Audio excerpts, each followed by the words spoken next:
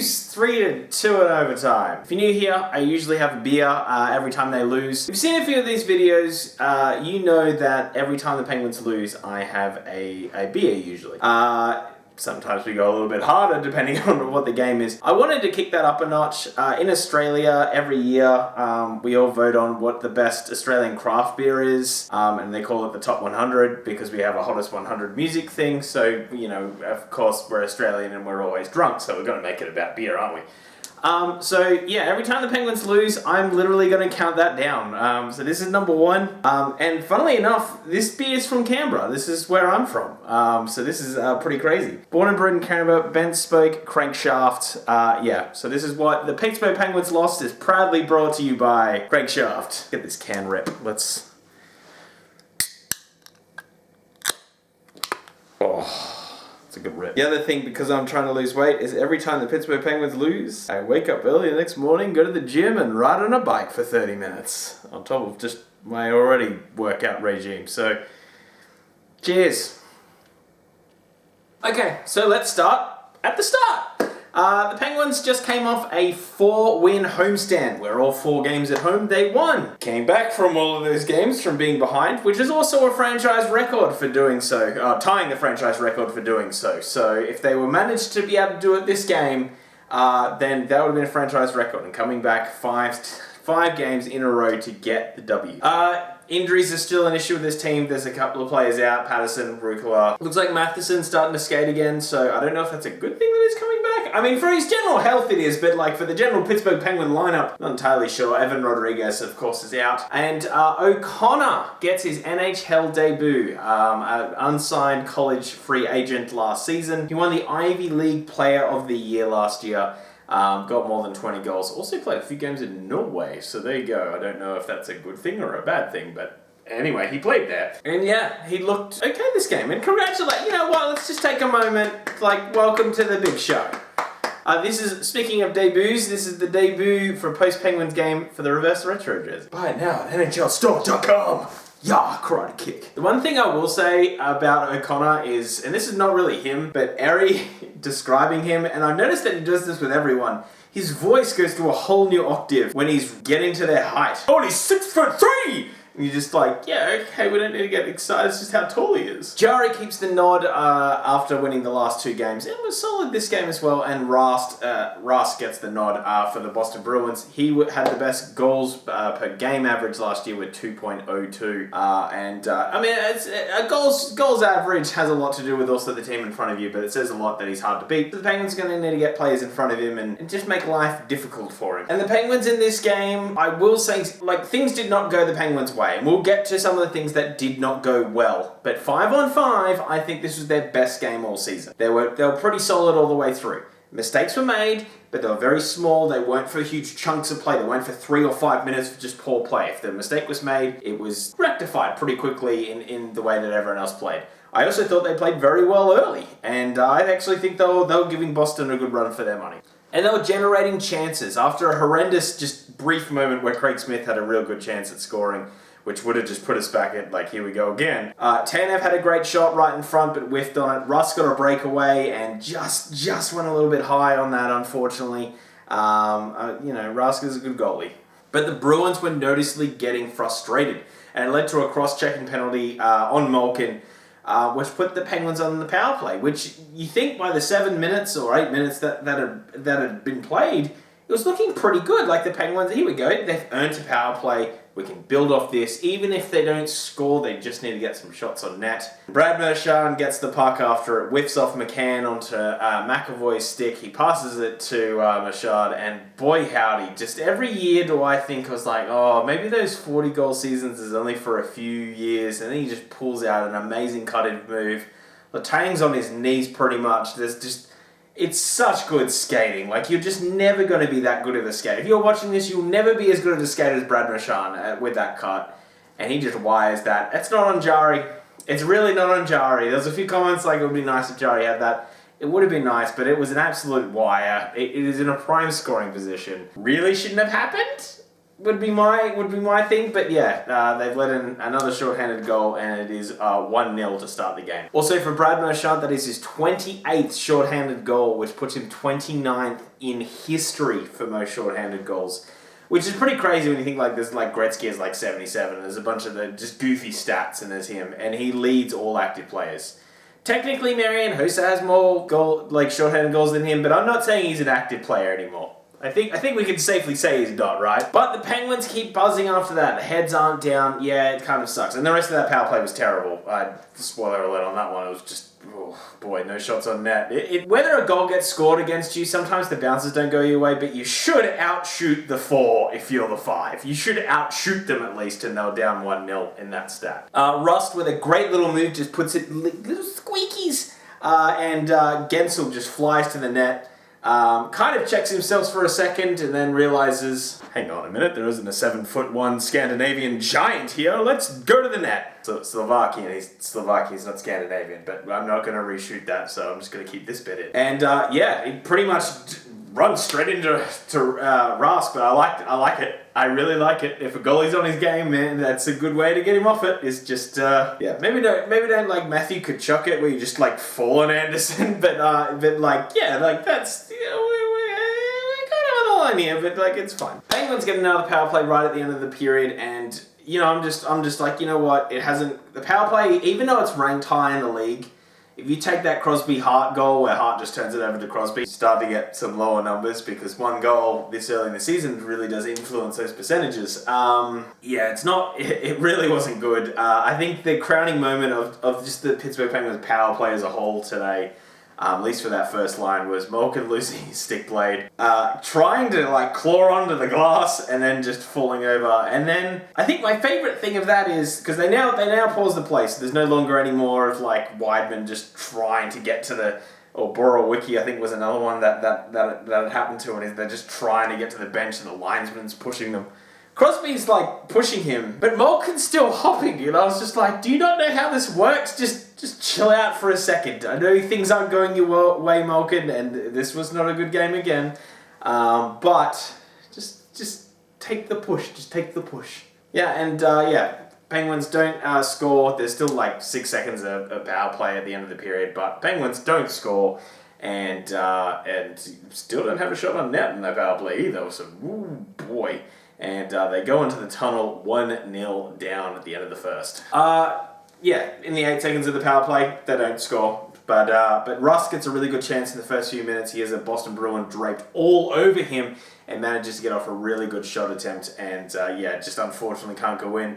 I think it was on the line of another penalty being called, but at this rate, like their power play has not been good, and I don't really want to see a penalty shot on that play, so I'm just happy keeping it 5-on-5. And then the Penguins got another power play after Jankowski kind of steals Bergeron's stick, and then it's hooking for some reason because Tim Peel. I think my favourite moment of that was when Peel goes to announce the penalty and his mic is just really not working. It was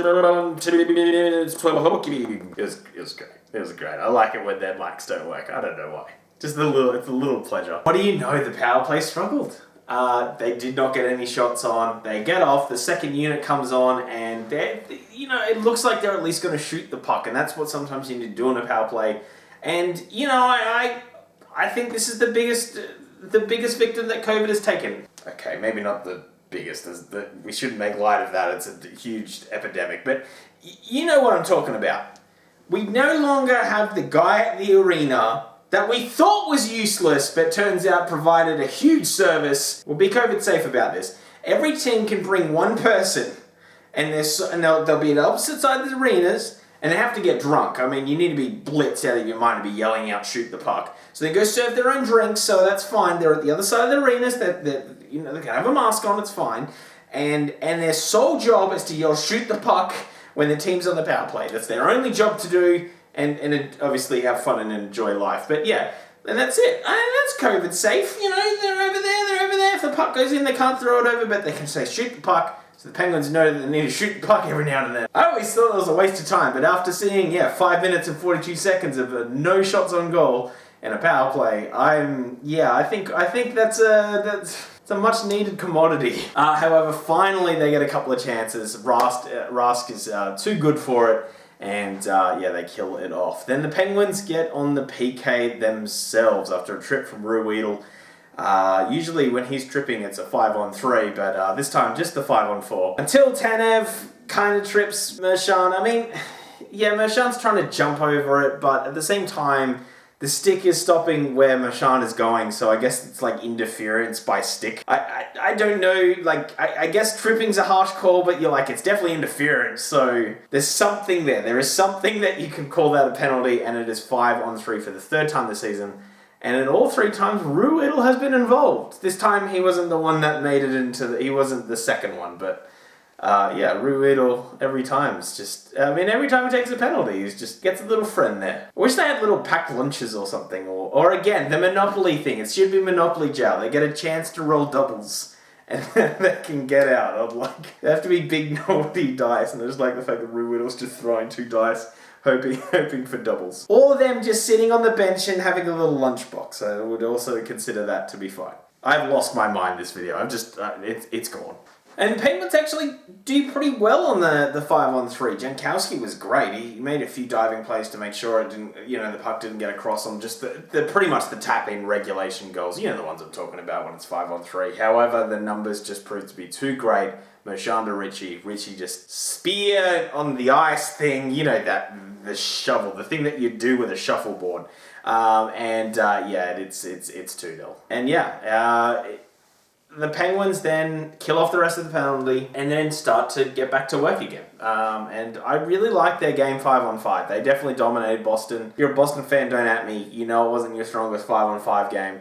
Rust was probably their best player this game. And Mershon had a great game, but yeah, Rask was great. Like, some of the saves that he made to keep this 2-0 going into the third was awesome. That second half of that period, probably the last 5 minutes, it was all Penguins. It was just always in the Boston defensive zone. They were getting some good chances. Crosby to Rust had a really good chance. It didn't quite go through. Rust had a great game, by the way, just unlucky it didn't go through. I also like Gensel's game, even though I liked him to be a little bit more into it. I thought his game was great. That line's absolutely running. Then the Penguins come out in the third, and it's much the same. They are dominating play. Outside of Craig Smith of the Boston Bruins, I don't think that many of them had really any real scoring chances on the net. And it just looked like it wasn't going to be the Penguins' night until Kapanen gets a really good chance on net, fires it in, ends up coming off O'Connor's skate of all people. Goes to McCann, off to Zucker, and Zucker just buries it in while Rask is on the ground. He looks physically injured, but then isn't. It was the weirdest play in the world. So after the Kapanen shot, which is on the left wing, you can see that he's on the ice. He's down like this. His head's up, his towel's up, as if he's on the phone call to his friend, sort of annoyed at what's happening at the new school dance. Can't believe Brad would take my date to the Jack Edwards Homer dance. But yeah, he didn't get up for a bit, and I was kind of like, oh, I feel bad. I don't usually feel bad for Boston, but I was like, I feel bad for Rask in Boston. There was no whistle there. He was clearly injured. He's done a groin or his back. But then he just was fine for the rest of the game. And like, you're just like, what play was that then? Like, why were you on your belly for 10 seconds? Did something must have grabbed in his back? It is my only theory is that something's grabbed. He's gone, oh no, I've done something. And then it was obviously dealable after that, but yeah.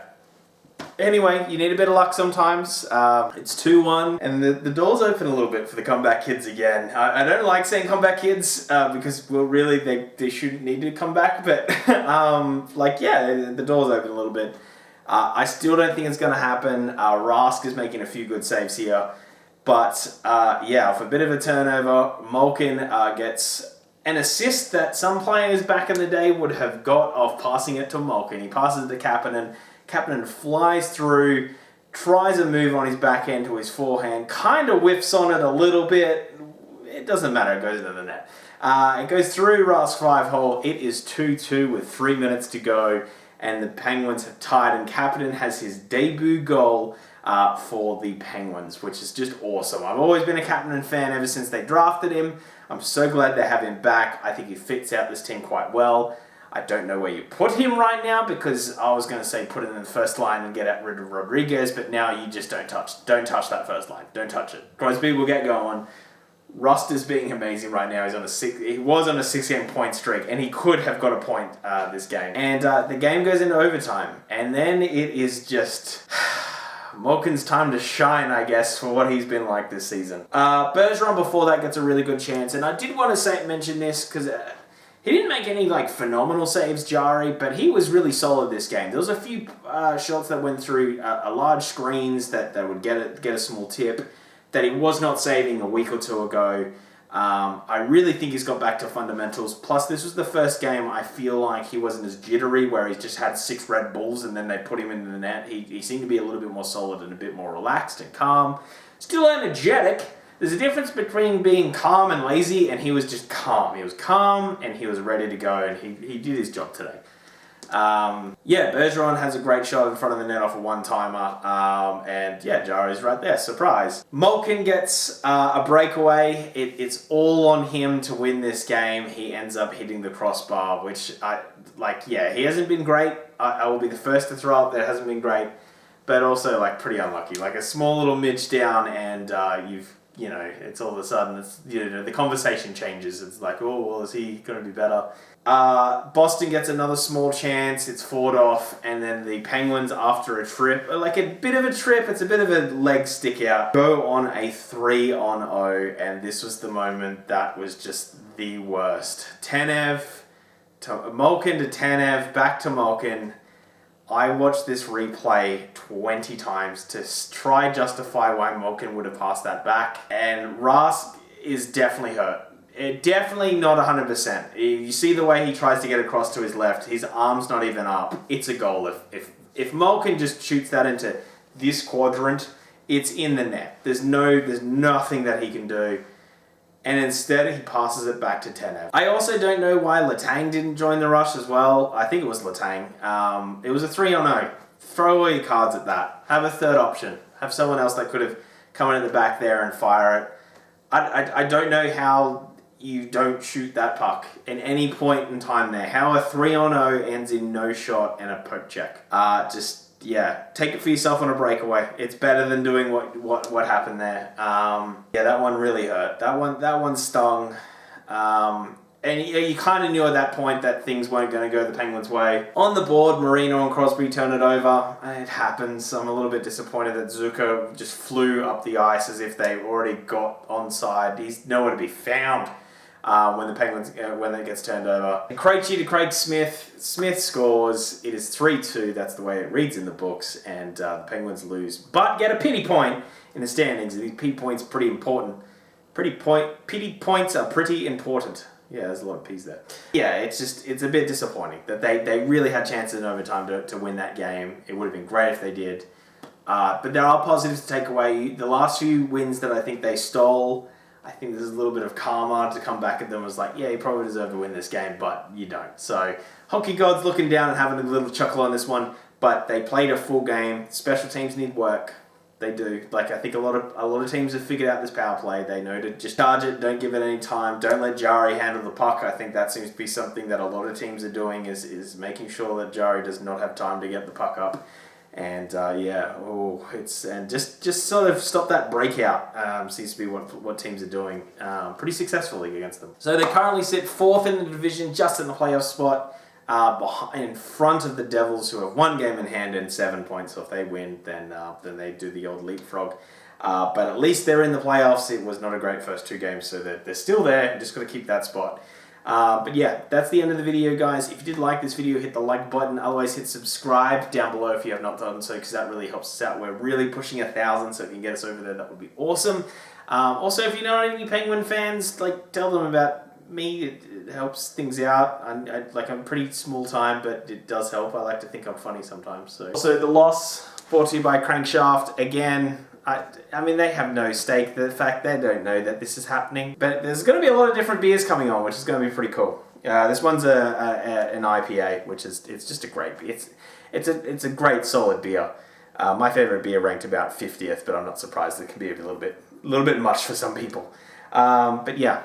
Anyway, comment down below what did you think of the game. Have a great day as always. Stay safe during these times. And thank you so much for watching. Have a great day. See you and bye.